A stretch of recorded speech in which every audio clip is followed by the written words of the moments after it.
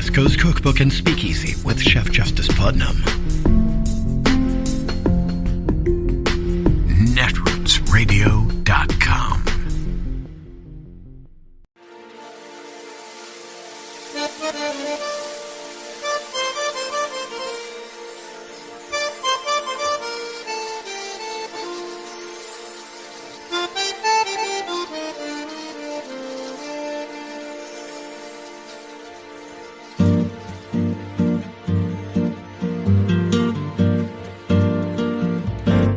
Je voudrais du soleil vert, des dentelles et des théières, des photos de bord de mer, dans mon jardin d'hiver. Je voudrais de la lumière, comme en Nouvelle-Angleterre. Je veux changer d'atmosphère, dans mon jardin d'hiver. Ma fleur sous la pluie de novembre, tes mains qui courent, je n'en peux plus de t'attendre. Les années passent, il est loin, là je tombe. Nul ne peut nous entendre. Je voudrais du Fred Astaire, revoir un latte. Trump has rarely been held accountable for his shady behavior, from stiffing contractors back in his real estate days, to his alleged sexual misconduct with nearly 30 women, to his 2 impeachments for trying to blackmail the Ukrainian president and for fomenting a coup. Instead, he has consistently been protected and rewarded, whether it was by his father or by his party. Those in the Republican Party who had objections just looked the other way. Others encouraged his behavior out of some misplaced desire for revenge against a changing America. And this man literally fueled a violent siege on our Capitol.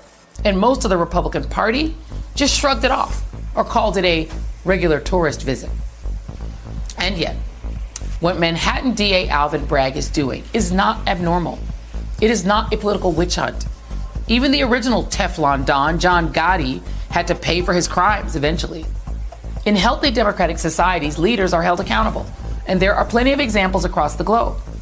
Former French President Nicolas Sarkozy was found guilty of several crimes, including corruption, influence peddling, and illegal campaign financing. And guess what? They sentenced him to jail. In Israel, Prime Minister Benjamin Netanyahu was indicted in 2019 for bribery, fraud, and breach of trust. And in true Trump style, he ran for his old office again anyway and won. He's now trying to rewrite the judiciary system so that he doesn't have to face accountability. In Italy, Silvio Berlusconi, the former prime minister and current member of the far-right coalition leading Italy, was acquitted of bribery over his infamous Bunga Bunga sex parties. In his entire political career, he has faced 35 criminal court cases. He was found guilty in only 1. Holding politicians accountable is not abnormal. What is abnormal is a former president who summons a mob to fight like hell after a majority of American voters held him accountable for the failures of his presidency by voting him out. Frankly, it is no surprise that Trump is returning to his usual playbook, posting erratic and unhinged calls for his supporters to protest his potential indictment. Nor is it a surprise that he is deploying the same anti-Semitic, race-baiting posts on his third-rate Twitter, something his congressional buddies and television allies are more than happy to mimic. House Speaker Kevin McCarthy told reporters that Trump does not literally want to have his supporters protest, but there has been a significant increase in online threats and violent rhetoric related to Trump's potential indictment. Almost all of New York's law enforcement entities are taking the threats of violence more seriously than McCarthy is. The New York Police Department, New York State court officers, the U.S. Secret Service, the FBI's Joint Terrorism Task Force, and the Manhattan District Attorney's Office are all said to be involved in security preparations. According to CBS, the NYPD will deploy river patrols, helicopter surveillance, SWAT teams, and armored vehicles to block access to certain streets. Additionally, NBC4 is reporting that all NYPD officers of every rank have been ordered to dress in full uniform and prepare for deployment starting today.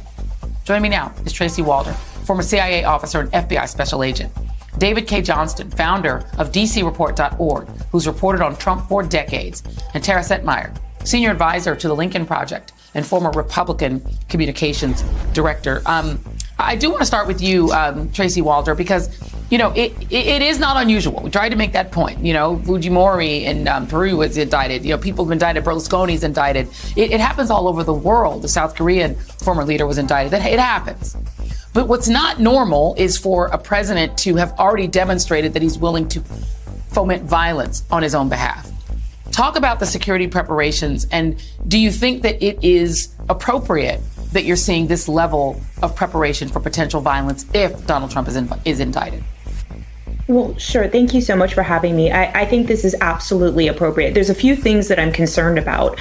I know that the intelligence community's kind of been split on this. Some have reported that there is no directed threat, and there probably isn't. We're not going to see someone get on social media saying, this is what we're going to do, this is how we're going to do it, and this is when we're going to do it. That's not going to happen. However, we have to take any sense of chatter that we see seriously. And so what I'm concerned about is, even if some of these groups have waned, I am worried that Mar-a-Lago may have served as sort of an impetus for these organizations recruiting radicals into their ranks, because that event was sort of a catalyst, if you will, in terms of going after the president. And I'm worried about sort of the infrastructure surrounding New York City, their roadways, their tollways, their tunnels, their bridges. I think that's something that law enforcement is really going to look at protecting because of these caravans of protesters that could potentially descend on Manhattan. I think also they're doing a really good job, from what I can tell, of monitoring chatter on all those different platforms: Facebook,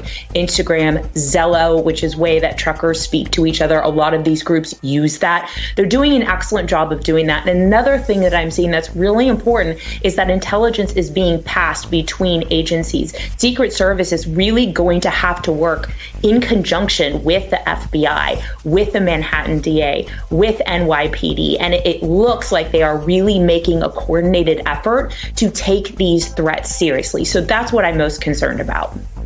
Yeah, it is unprecedented, and David, I think for Donald Trump, what's also unprecedented, there have been moments where there's been some accountability. I mean, you think back to the 1970s when he and his dad, were putting C for colored on applications for rent to rent in their homes, and they got, slapped down by the DOJ in the 1970s. They had to settle. You had, rent control tenants pushing back on them and attempting to throw them out. Fair Labor Standards Act has come after him. He settled some lawsuits, regarding his fake university, something. So there's a few of them that are up on screen right now. There was that $1.61 million fine for tax fraud, which is nothing really to him. But he's also gotten away with a lot, I mean, January 6th being the biggest one. But he's rarely paid taxes. He's cheated people, obstruction of justice. You just go on and on and on. Classified documents. But it strikes me that, it's interesting that you reported over the years on the thing that's changed for him is his relationship with this office. I want to read something to you. This is about his relationship with a guy named Robert Morgenthau, which I'd love you to expound on. Morgenthau, they said, had a blind spot when it came to Trump, was one of his biggest donors, one he would recognize years later. In his final years, Mr. Morgenthau witnessed a new bloodlust, demonization of immigrants and people of color, the rise of white supremacy, and was taken aback. One morning in the spring before his death, I asked Mr. Morgenthau, the writer did, what his greatest fear was, and he did not hesitate to answer: Trump. He basically kind of felt like he could get away with anything, right, under Morgenthau. And then now he's got this black prosecutor who actually might hold him to account. That's got to be triggering for Donald. Bob Morgenthau did many great things as the Manhattan DA, but Donald Trump was indeed a blind spot of his. And it's not like the authorities haven't known.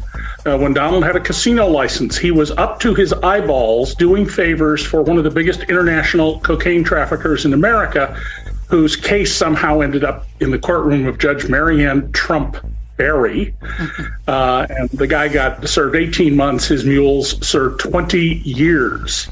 So there's a long history of Donald not being held accountable because he followed the counsel of the notorious Roy Cohn from the McCarthy era. And McCone said, if law enforcement comes after you, they're corrupt, they're dishonest. You attack, attack, attack. No matter what comes out, you never apologize, you never concede, you attack. And that's exactly what you're seeing here. And one more thing, Joy, let's be clear. Donald Trump goes around saying he loves America. Donald Trump doesn't love America. If he loved America, he would have peacefully walked away when the voters rejected him. He's trying to become our dictator, and we need to be clear about that. And all of the politicians who are trying to make sure they don't get primaried by speaking up on Donald's behalf right now, they are facilitating a man who wants to end our constitutional government because he believes, Donald believes, that no one but he is competent to be president of the United States, which is unbelievably laughable. It is Wednesday, the 22nd of March of 2023, and you are in West Coast Cookbook and Speakeasy. I am your chef de cuisine, Justice Putnam. Gunner the English Bulldog is our snoozing sous chef, and our daily special is Smothered Benedict Wednesdays. Will no one rid us of these meddlesome priests? No one will. Okay, well, we have a bit of a personal issue here concerning my mom, who I care for, and she's still not home yet, and maybe we'll get her back hopefully in a few days. She's not getting better, folks. That's the problem here. So hopefully we can stabilize her for a bit and then bring her home. There was some talk about putting her in a care home as part of the discharge strategy. But that was before I had spoken with the discharge nurse, or just discharge person. I guess it would be the nurse.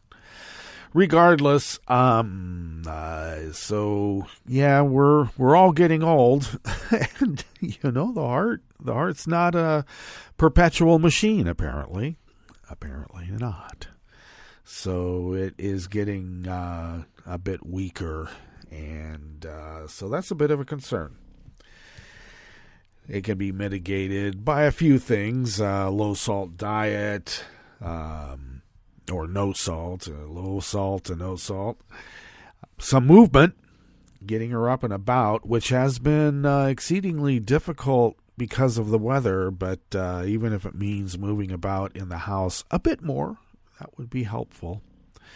So my sister, who is a nurse and understands the chemistry and whatnot, I could tell by the quiver in her voice that it is, concerned and a bit serious. So if I seem to drift off and be a bit preoccupied, well, that's the reason. Okay. Yeah, sure, the show must go on. And apparently life does too. With all of its fits, starts, and finalities. Okay, well.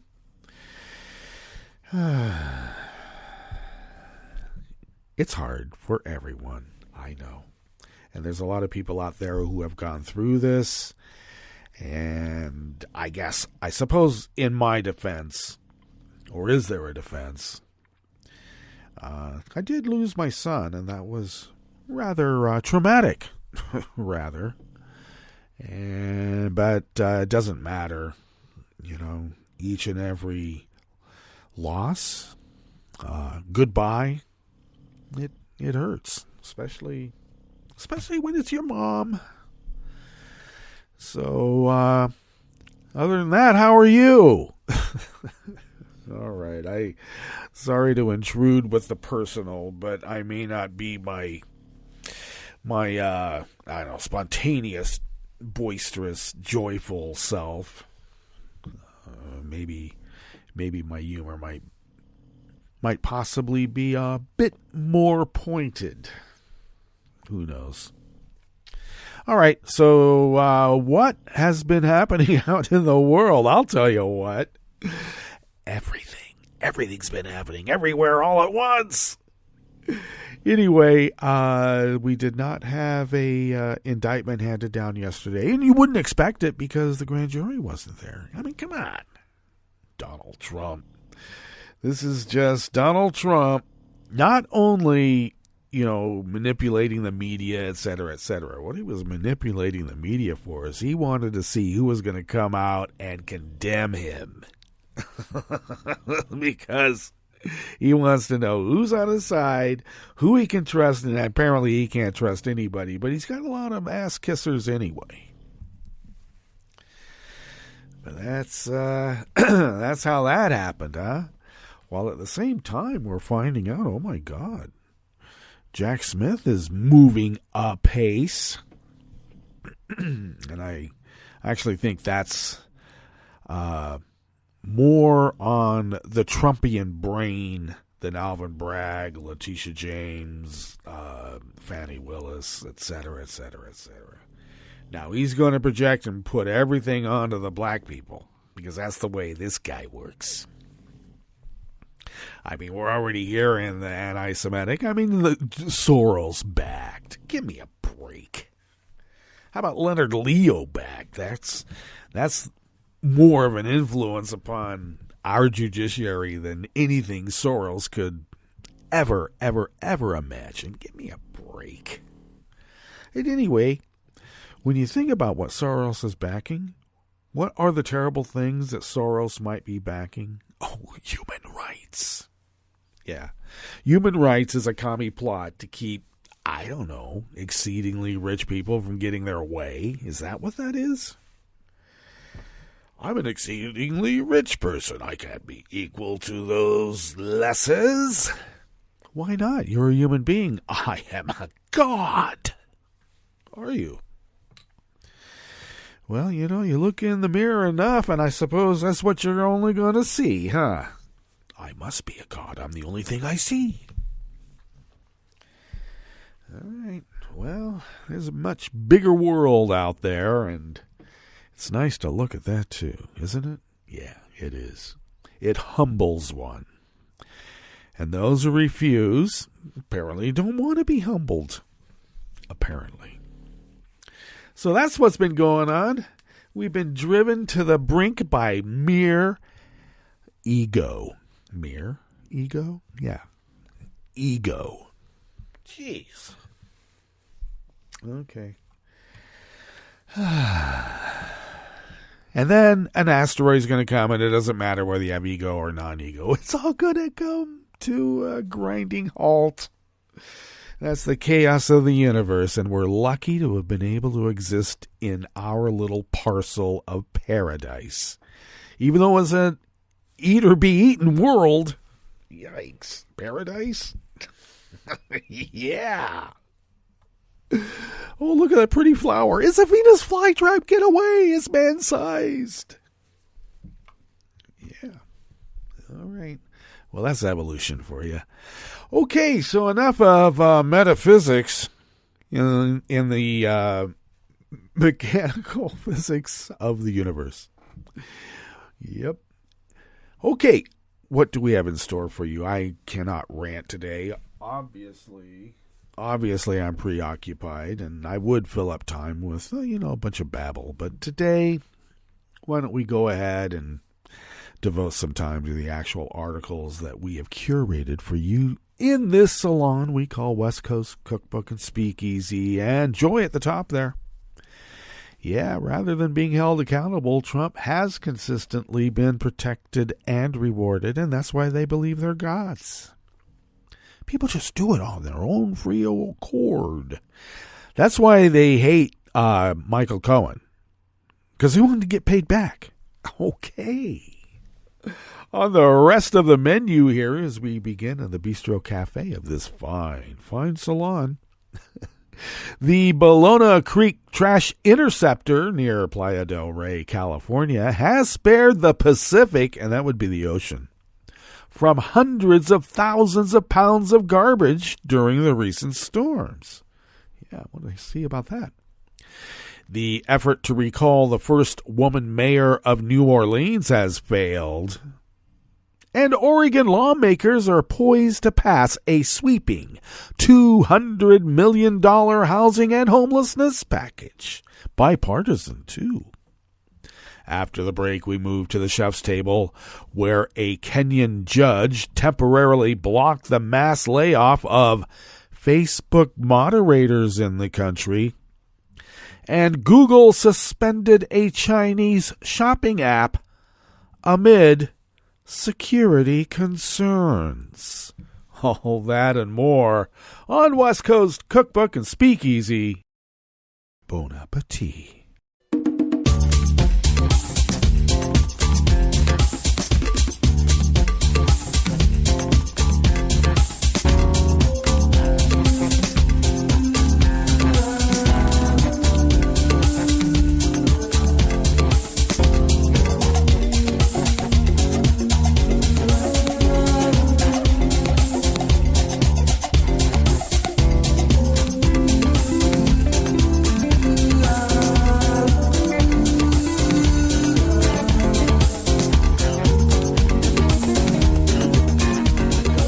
Near the bottom of our homepage at netrootsradio.com, to the right of the page is the chat room link, which is monitored by Kelly Lincoln. Thank you, Kelly, for doing so.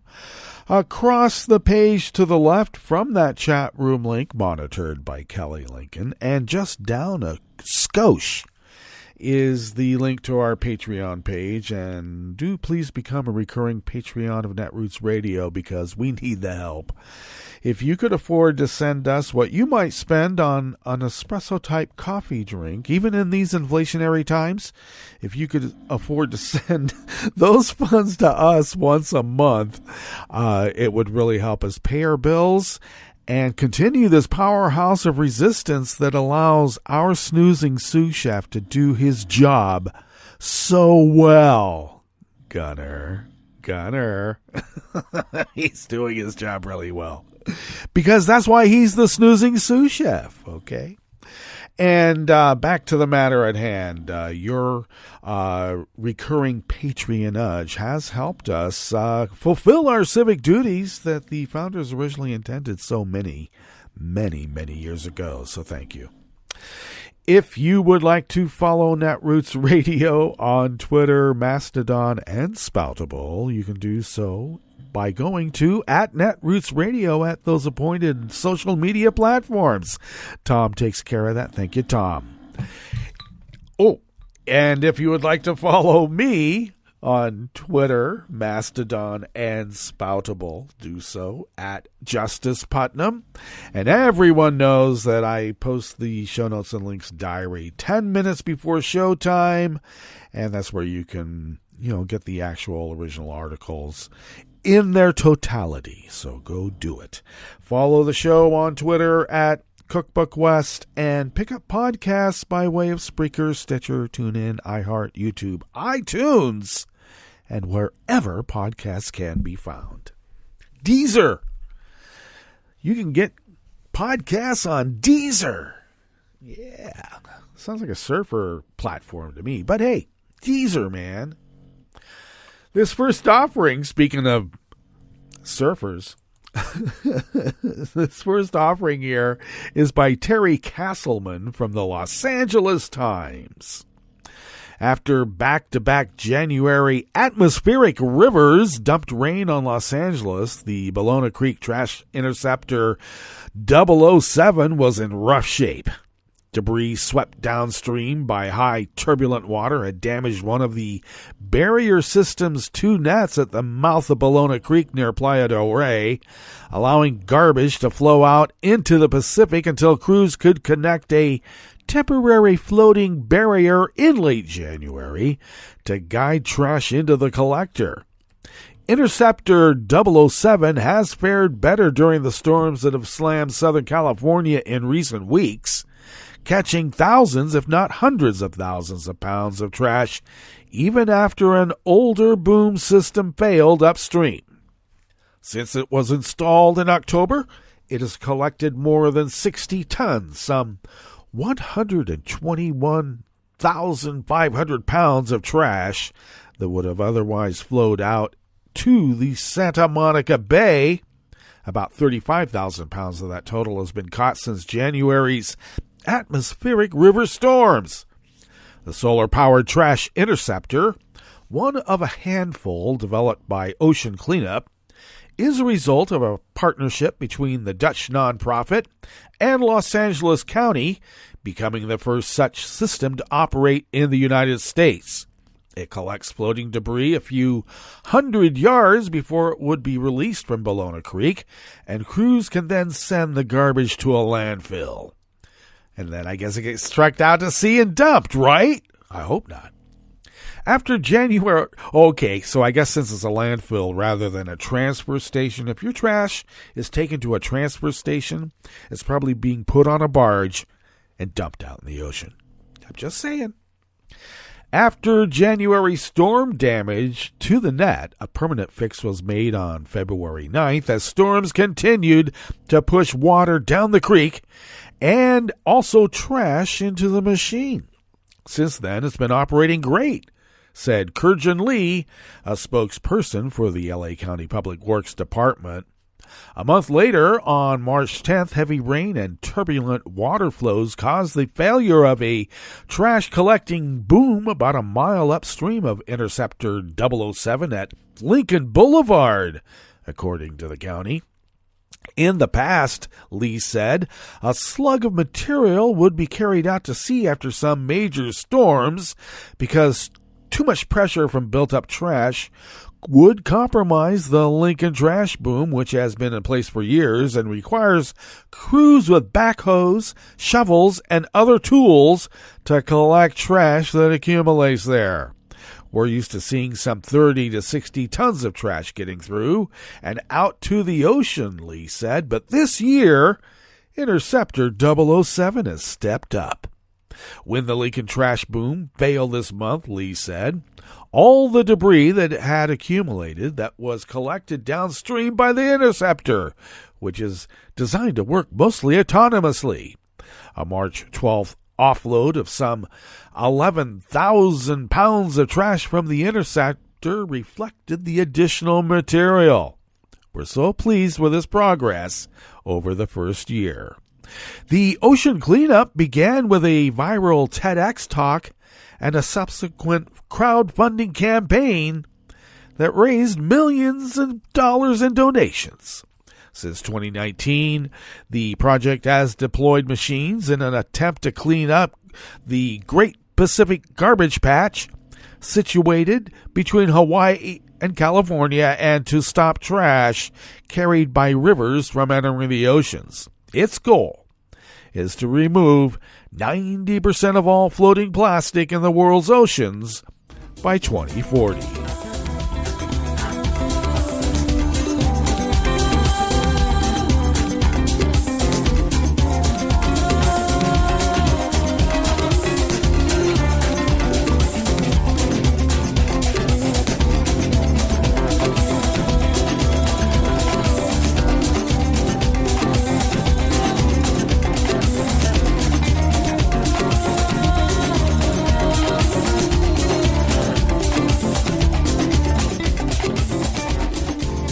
Associated Press staff bring us this next offering here in the Bistro Cafe of West Coast Cookbook and Speakeasy Smothered Benedict Wednesdays.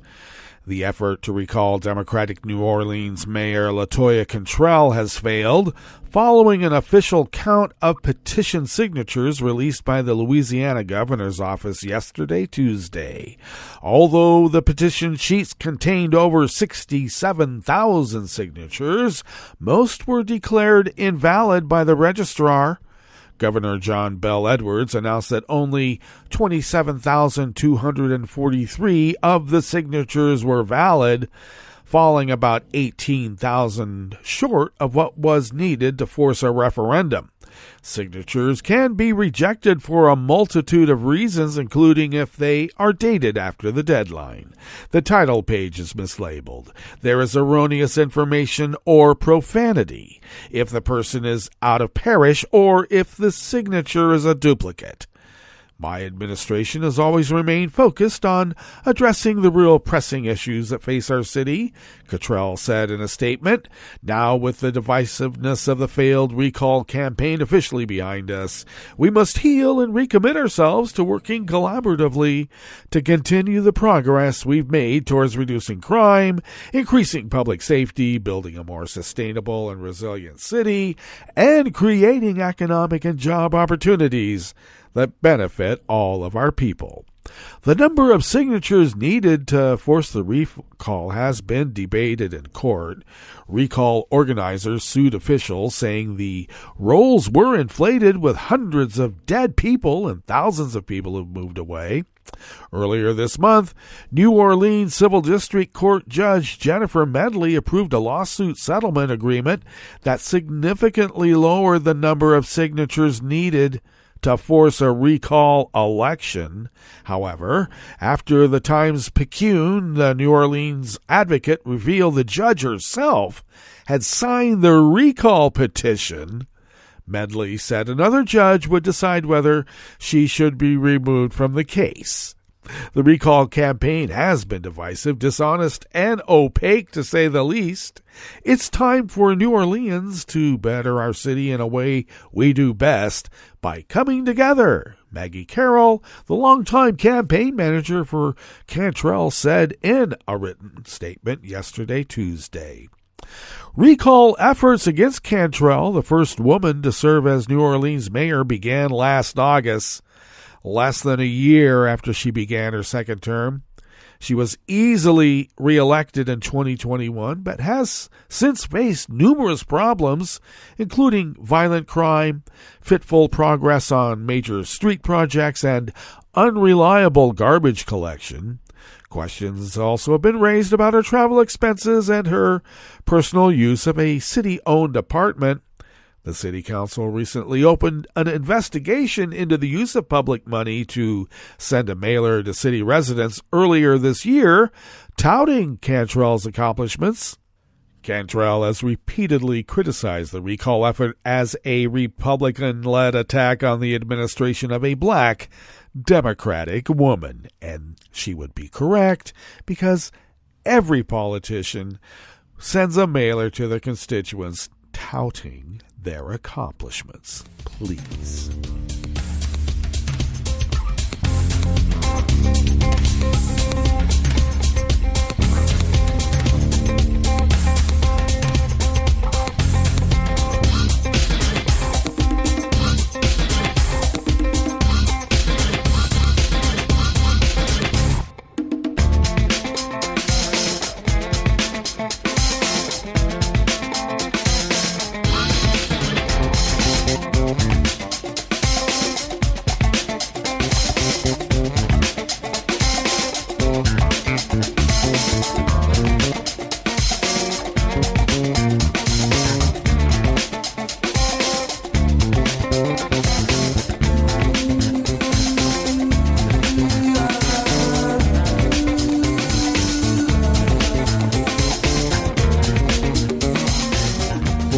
Rush of the Associated Press brings us this final offering here in the Bistro Cafe of West Coast Cookbook and Speakeasy.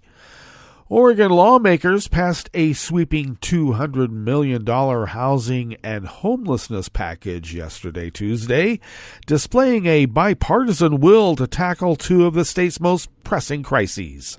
The vast majority of the funding, about $157 million, is aimed at boosting homelessness and eviction prevention services. The money will go toward increasing shelter capacity, addressing youth homelessness, and funding rapid rehousing efforts and rental assistance programs.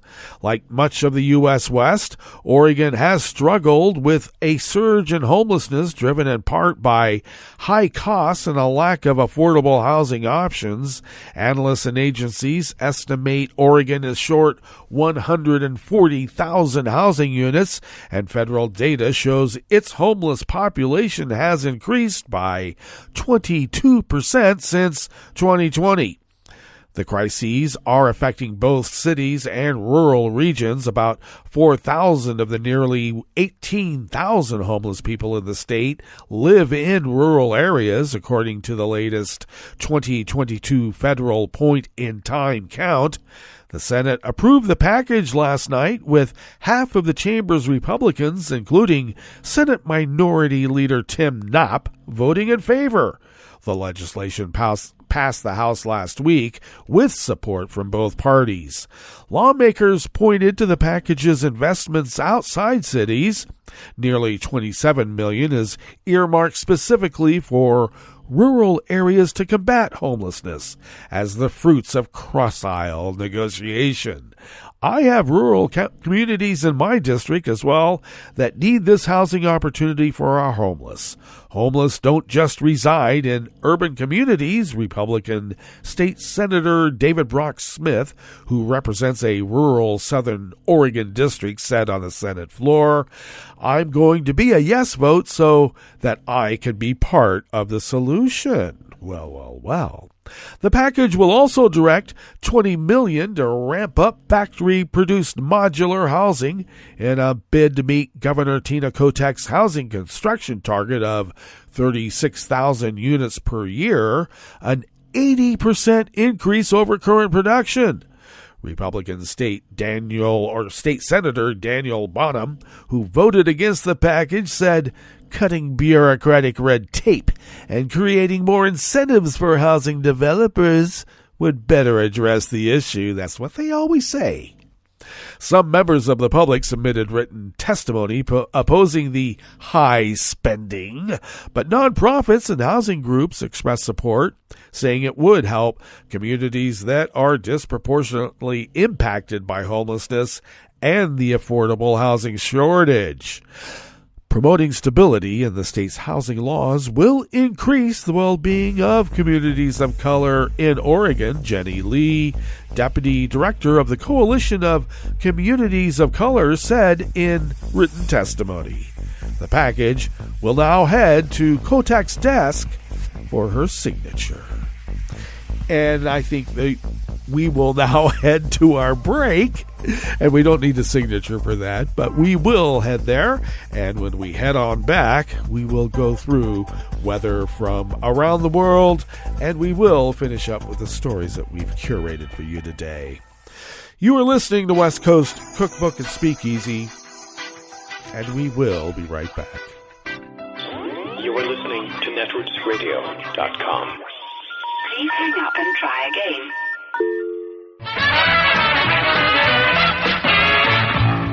From a point at sea to the circles of your mind, a new force is at work for planetary transformation. New radio for a new Earth.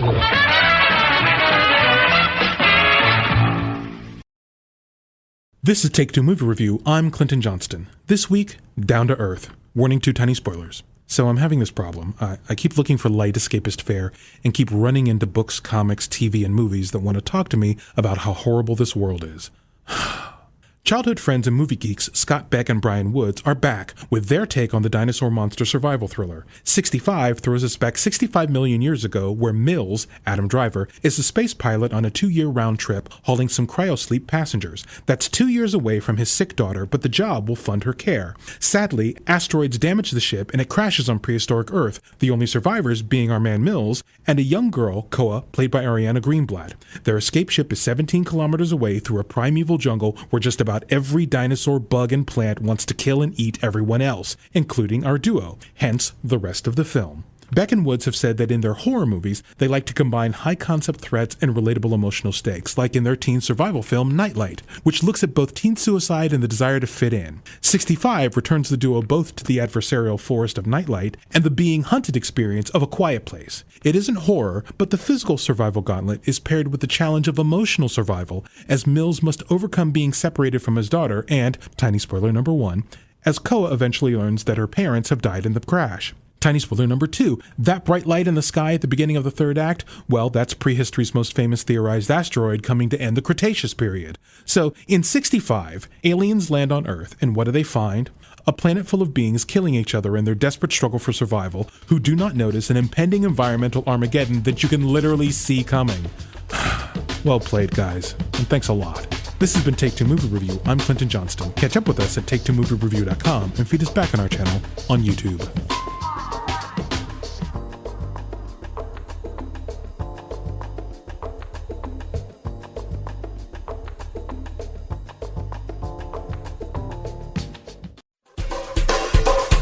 This is Scientific American's 60-Second Science.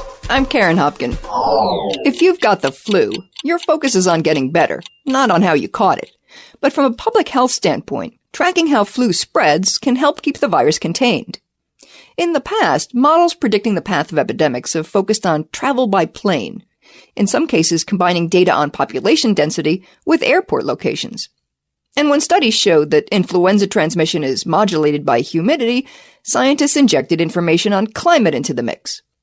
Now, a new study combines data on a variety of factors, from doctor's visits and vaccination coverage to weather patterns and the movement of individuals as recorded by Twitter. The finding?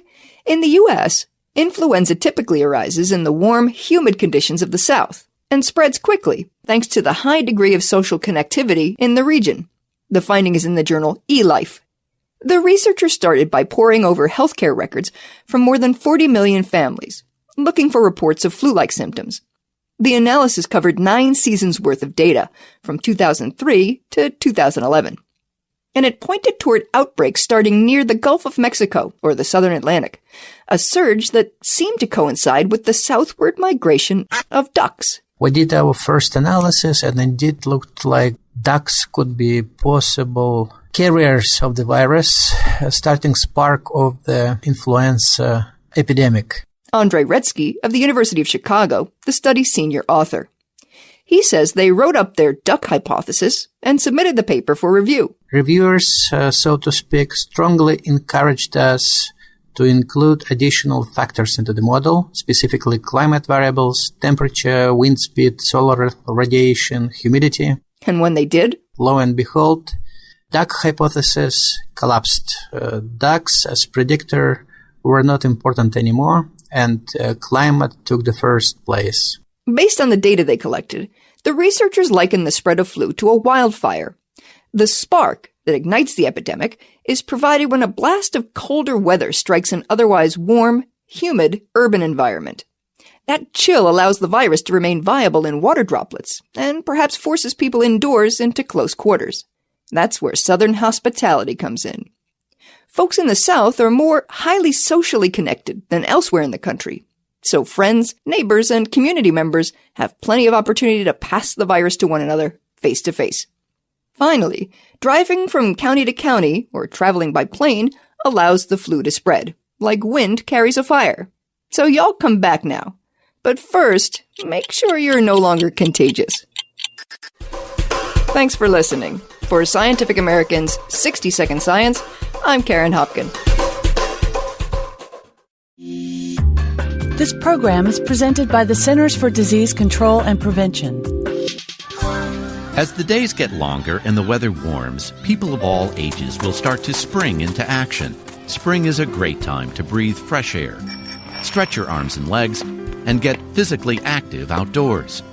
Lack of physical activity contributes to obesity, heart disease, stroke, and other chronic health conditions. Fortunately, many communities are making it easier and safer to be physically active. Neighborhoods across the country are working together to create more public spaces for walking, running, biking, and other physical activities. Adults should get at least 150 minutes of physical activity each week, and children should get 60 minutes a day. If you find it hard to walk to a local recreation center, park, or playground, learn how to make your neighborhood a place that makes healthy living easier. Visit makinghealtheasier.org for information about ways communities can change to get more people outside and moving. For the most accurate health information, visit www.cdc.gov or call 1-800-CDC-INFO. What grows in the forest? Trees? Sure. Know what else grows in the forest? Our imagination, our sense of wonder, and our family bonds grow too. Because when we disconnect from this and connect with this. We reconnect with each other and build family memories we will carry with us forever. The forest is closer than you think. Find a forest near you and start exploring at discovertheforest.org. It's easy. Just put in your zip code to find family-friendly outdoor destinations near you. You'll also find guides to free activities, games, and amazing forest facts. Give the magic of the outdoors to your kids and reconnect with your family. Find a forest near you at discovertheforest.org. That's discovertheforest.org. Brought to you by the United States Forest Service and the Ad Council. Hi, I'm Tom Hartman, and since you're listening to netrootsradio.com, show your progressive side and go to the donate button on the bottom of the homepage. It's progressives like you who power Netroots Radio and keep the progressive message beaming everywhere 24 hours a day. Just go to our donate button at the bottom of netrootsradio.com. Thank you for keeping progressive radio at full power.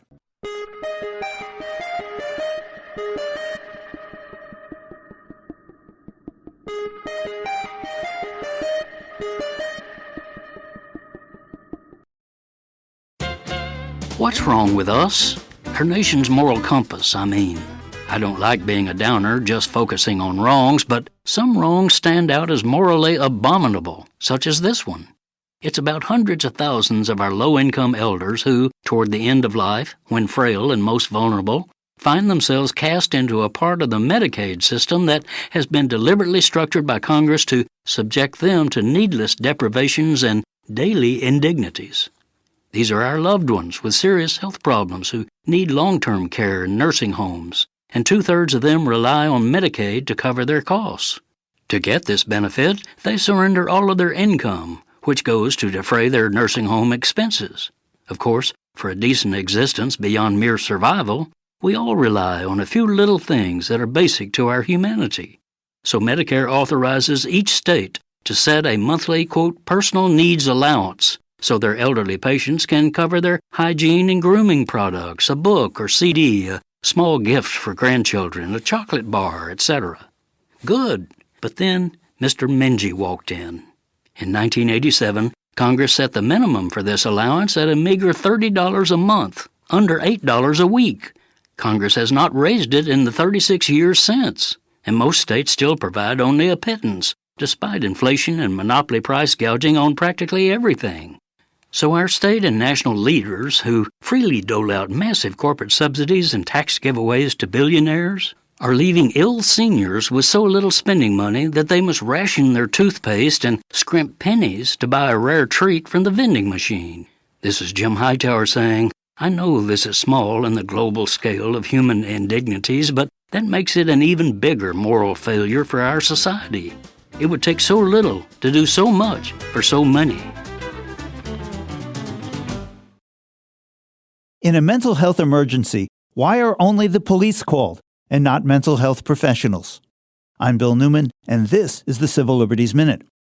Recently, when 31-year-old Najee Seabrooks of Paterson, New Jersey, locked himself in a bathroom and was threatening to harm himself, claiming he had 3 knives and a gun, the police were called.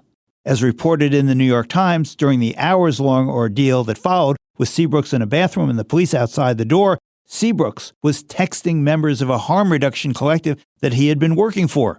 He asked for their help, saying, I need to hear your voices. I need to see your faces. And Seabrooks' colleagues came to the apartment building and showed the messages to the police, but the police wouldn't let them participate.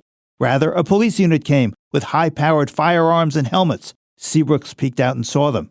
Afterwards, the project director said, showing a gun to a person going through a mental health crisis like this only increases paranoia and fear. When Seabrooks exited the bathroom and lunged at the police with a knife, they said, they shot him, and he died. The state attorney general's office is investigating.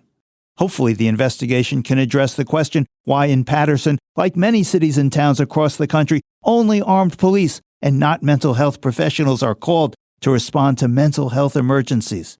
How does that make any sense?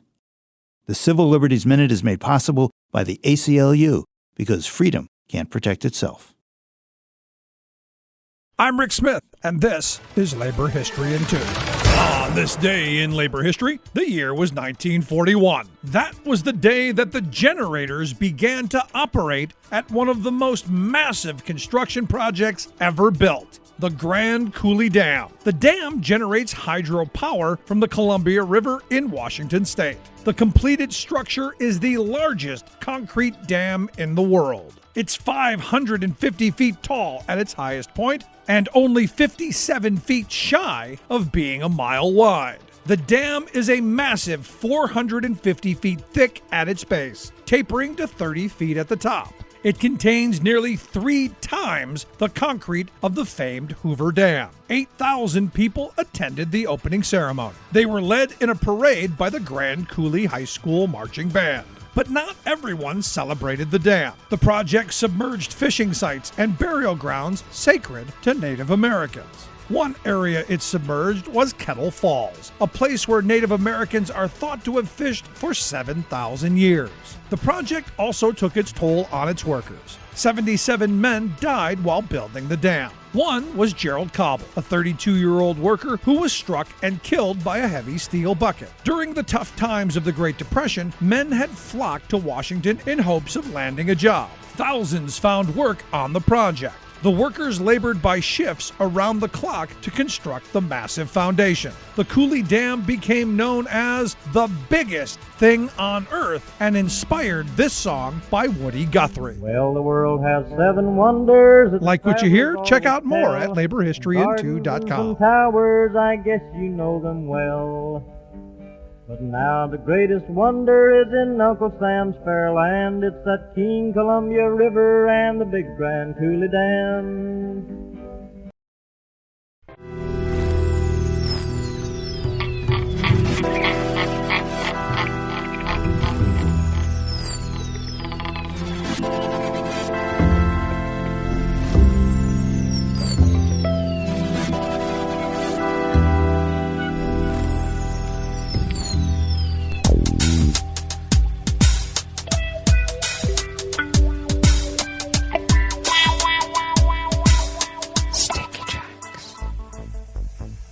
Thank you for accompanying us here to the chef's table at West Coast Cookbook and Speakeasy Smothered Benedict Wednesdays. We always begin, whether from around the world, along the banks of the Rogue River and the Rogue River Valley of Southern Oregon, on the west coast of the continental United States of America, where it is currently 33 degrees Fahrenheit, expecting highs in the mid-50s, a bit cooler than what we had yesterday. Partly cloudy this morning with increasing clouds and periods of showers later this morning and early this afternoon. Winds out of the west at 5 to 10 miles per hour, and we should get about a quarter-inch of rain today. Showers early tonight and cloudy overnight. Lows in the upper 30s. Winds light and variable, bringing with it, it looks like a little less than a quarter-inch of rain. But tomorrow we will have highs in the mid-40s. Rain showers in the morning, becoming a steady light rain in the afternoon.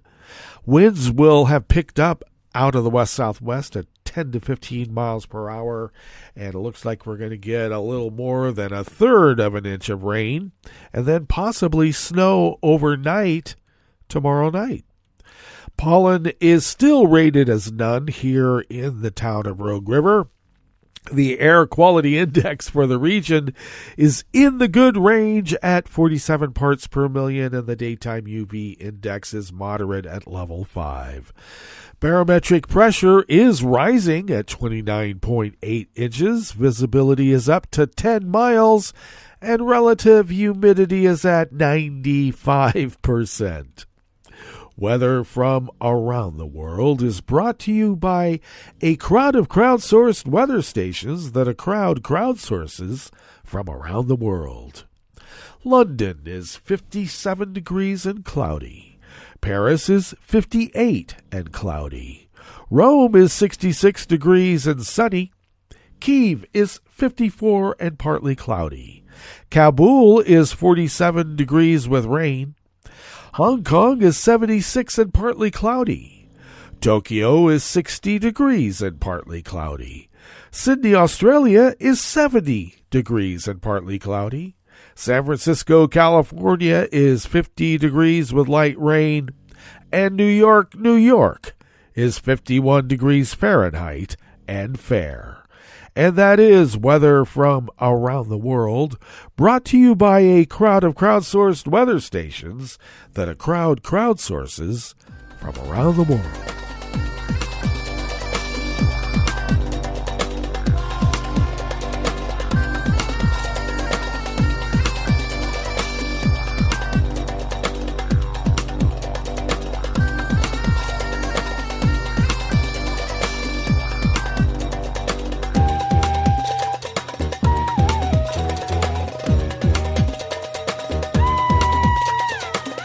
Ross and Herward Holland of Reuters brings us this first amuse-bouche here at the chef's table at West Coast Cookbook and Speakeasy Smothered Benedict Wednesdays. A Kenyan judge yesterday, Tuesday, temporarily blocked the mass redundancy of some 260 Facebook content moderators working for an outsourcing company contracted by the social media site's parent company Meta, court documents show. Judge Matthews Maduma issued an interim injunction against Meta and the Kenya-based outsourcing firm Sama, preventing them from terminating the content moderators' contracts at the end of March, pending a judgment on the legality of their redundancy. Last week, 43 moderators at Facebook's Nairobi Moderation Hub filed a lawsuit against the social media company and Sama for unlawful redundancy. The 43 applicants say they lost their jobs with Sama for organizing a union. They also say they were blacklisted from applying for the same roles at another outsourcing firm, Luxembourg-based Majorel, after Facebook switched contractors. The judgment was issued without Sama being able to participate or correct any of the facts, Sama said in an emailed statement. We had no intention of laying anyone off prior to the end of March in any case, and will certainly abide by any directives issued by the court. Meta and Majorel did not immediately respond to requests for comment on the temporary injunction. Naduma also temporarily barred Meta from subcontracting the roles of the workers who moderate Facebook content to Eastern and Southern Africa. Last month, Meta filed an appeal in Kenya challenging a ruling which said it could be sued in a separate lawsuit brought by a moderator over alleged poor working conditions, even though it has no official presence in the East African country. The court cases could have implications for how Meta works with content moderators globally. The U.S. company works with thousands of moderators around the world, tasked with viewing graphic content posted on its platform.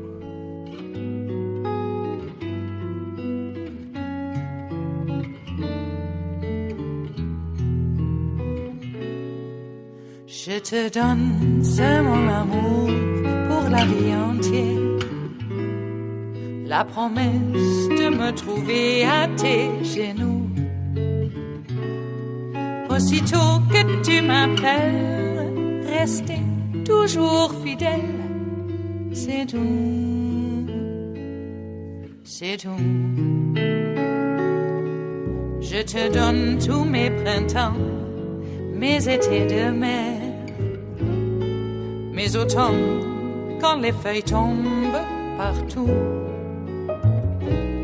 Si ce n'est pas une bonne affaire, je te donne tous mes hivers. Zansu of the Associated Press brings us this final amuse-bouche here at the chef's table at West Coast Cookbook and Speakeasy. Google has suspended the Chinese shopping app Pinduoduo on its App Store after malware was discovered in versions of the app from other sources. Google said in a statement yesterday, Tuesday, that it suspended Pinduoduo app on the Google Play App Store out of security concerns and that it was investigating the matter. The suspension of the app, mainly used in China, comes amid heightened U.S.-China tensions over Chinese-owned apps such as TikTok, which some lawmakers say could be a national security threat. They allege that such apps could be used to spy on American users. Pinduoduo is a popular e-commerce app in China which often offers discounts if users team up to buy multiples of an item. Google warned users yesterday, Tuesday, to uninstall any Pinduoduo app not downloaded from its own Play Store. Downloads of Android and even iOS apps can be found on the websites that allow people to download apps without going through official app stores. Google Play Protect enforcement has been set to block installation attempts of those identified malicious apps, Google said in a statement. Users that have malicious versions of the app downloaded to their devices are warned and prompted to uninstall the app. It was unclear if there were similar concerns around the Pinduoduo app for Apple users, and Pinduoduo was still available to download from Apple's iOS store on Tuesday. Well, that brings us to the end of our broadcast period for the day, but you do know Netroots Radio broadcasts on, and we will meet up here tomorrow for Metro Shrimp and Grist Thursdays. So do stay tuned to Netroots Radio all day and all night for all the breaking news as it breaks, and we will meet up here tomorrow, right here in West Coast Cookbook and Speakeasy. Bon appetit.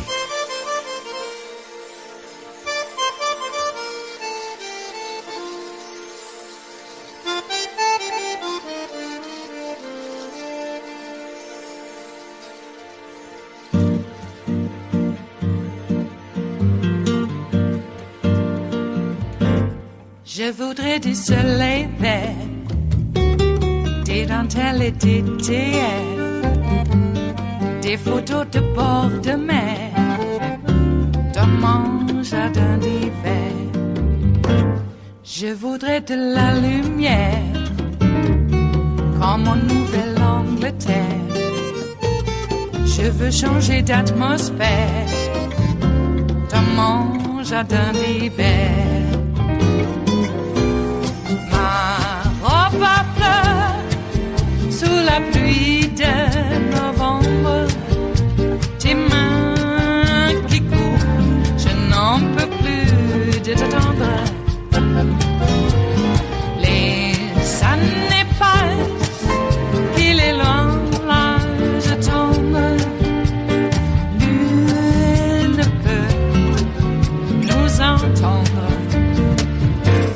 Je voudrais du Fred Astaire, revoir un latte Goer.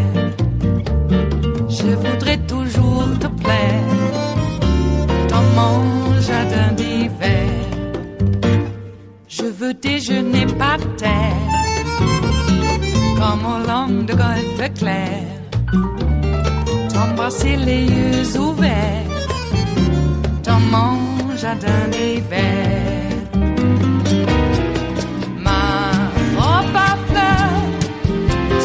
Pluie de novembre, tes mains qui courent, je n'en peux plus de t'attendre. Les années passent, il est loin, là je tombe. Nul ne peut nous entendre. Ba-da-da-dum-di-da-dum. Ba-da-da-dum-di-da-dum. Ba-da-da-dum-di-da-dum. Dans mon jardin d'hiver. Ba-da-da-dum-di-da-dum. Ba-da-da-dum-di-da-dum. Ba-da-da-dum-di-da-dum. Dans mon jardin d'hiver. Dans mon jardin d'hiver. Dans mon jardin d'hiver.